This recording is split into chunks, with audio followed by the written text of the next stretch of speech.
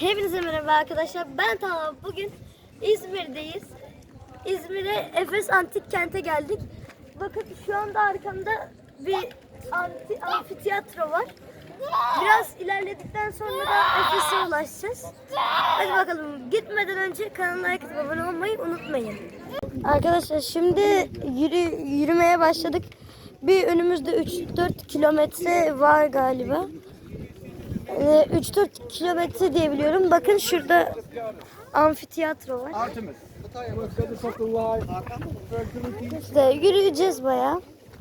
Ondan sonra da Efes'e varacağız. Arkadaşlar şimdi amfiteyatronun en net göründüğü yerlerden birine geçtim. Bakın.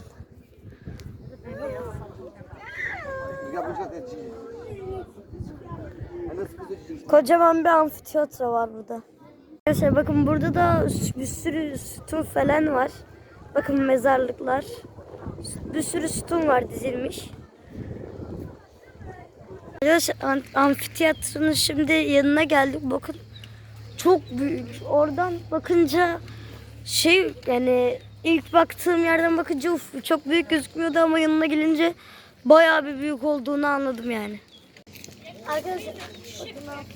Arkadaşlar bu çekim alanımız çok değil, çok yani. Çünkü burada inşaatlar, restorasyon çalışmaları falan var. O yüzden çok mesela gidemiyoruz, yaklaşamıyoruz. Arkadaşlar şimdi Efes'e geldik ve kaç bin yıllık olan bir taşa dokunacağım şimdi. Dokundum. Ve bunu nasıl işlemişler burada ya? Çok da güzel yapmışlar. Buna da dokundum, buna da dokundum. Kaç bin yıllık taşa dokundum. Çok güzel. Bunlar sütun herhalde kırılmışlar. Galiba sonra da buraya almışlar. Sütunlara da dokunayım. Dokunmadım demeyin.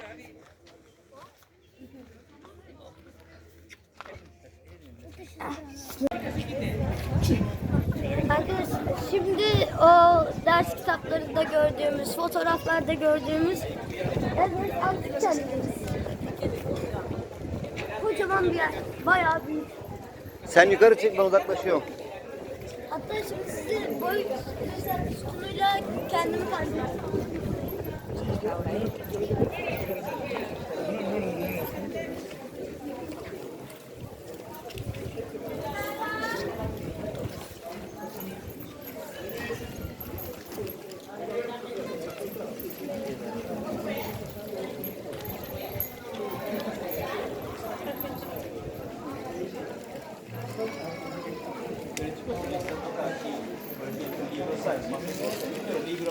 Sorry.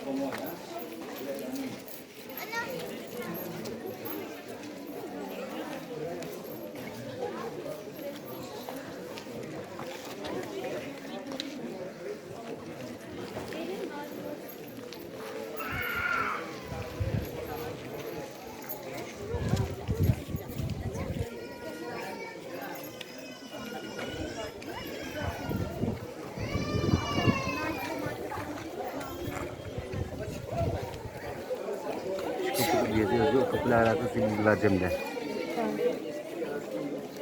Ne yapıyorsun? Arkadaşlar şimdi şu kapıda bir yazı yazıyor. O kapıyla ilgili bilgi vereceğim. Arkadaşlar şimdi de bilgi kısmına geçeceğiz. Hadi bakalım başlayalım. İlk önce konumundan başlayalım. Arkadaşlar Efes günümüzde Türkiye'nin İzmir ilinin Selçuk ilçesi sınırlarında yer alır. Antik çağda Anadolu'nun en önemli liman kentlerinden biriymiş. Tarihi kuruluşu milattan önce 6000'lere Neolitik çağa kadar uzanır. En parlak dönemi milattan önce 4. yüzyılda Büyük İskender'in generallerinden Lysimachos tarafından yeniden inşa edilmesiyle başlamıştır.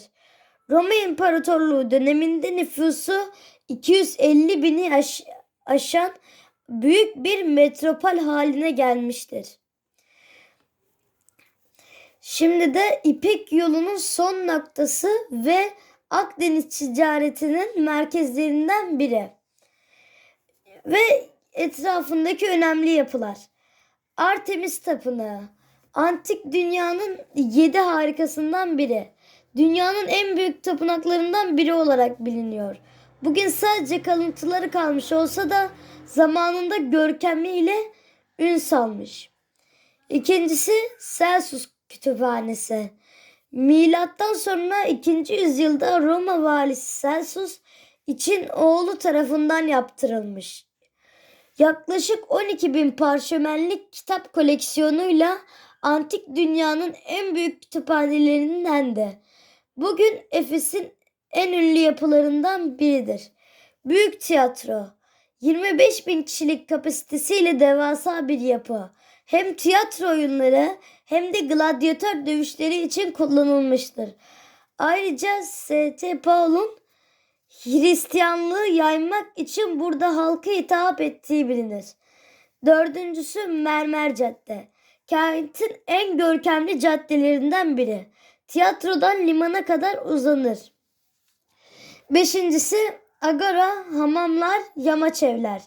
Zenginlerin yaşadığı mozaikli evler, hamamlar, çeşmeler Efes'in sosyal hayatının canlılığını gösterir. Kültürel ve dini önemi. Efes yalnızca bir ticaret merkezi değil, aynı zamanda bir inanç merkezi de. Artemis Tapınağı pagan dünyası için çok önemliydi. Şimdi Hristiyanlık için de kutsal sayılır. Çünkü St. Paul burada vaaz vermiştir. St. John Efes'te yaşamış ve öldüğüne inanılır. Rivayete göre Hz. Meryem'in son yıllarını geçirdiği Meryem Ana evi de buradadır. UNESCO Dünya Mirası. 2015 yılında UNESCO Dünya Mirası listesine alınmıştır. Bugün Türkiye'nin en çok ziyaret edilen antik kentlerinden biridir. Özetle Efes, Roma döneminin New York'u gibiydi. Ticaret, kültür, bilim ve dinin merkezi. Bugün gezildiğinde görkemli sütunları, devasa tiyatrosu ve kütüphanesiyle hala insanı büyülüyor. Arkadaşlar şimdi de Efes Antik Kenti hakkında 10 ilginç bilgiyi size derledim.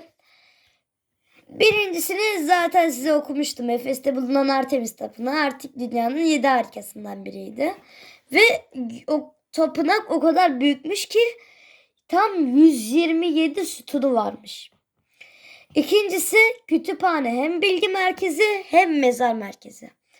Celsus Kütüphanesi sadece kitaplar için değil, aynı zamanda Vali Celsus'un mezarı için de yapılmıştı. Yani kütüphanenin içinde aslında bir mezar var. Üçüncüsü, Roma'nın en büyük tiyatrolarından biri burada. Efes'teki büyük tiyatro tam 25.000 kişi alıyordu. Günümüzde bile bu kadar büyük stadyum zor bulunuyor. Dördüncüsü, Roma döneminde nüfusu çok büyüktü. Efes Roma döneminde yaklaşık 250 bin kişilik nüfusuyla dönemin en büyük şehirlerinden biriydi. Yani o çağın mega şehriydi.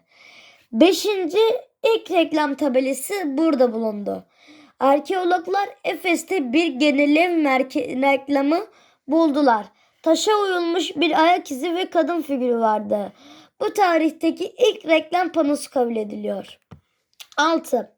Tuvaletler bile sosyal mekandı. Zenginler mermerden yapılmış umumi tuvaletlere oturup sohbet ediyorlardı. Yani tuvalet bile sosyalleşme yeriymiş. 7.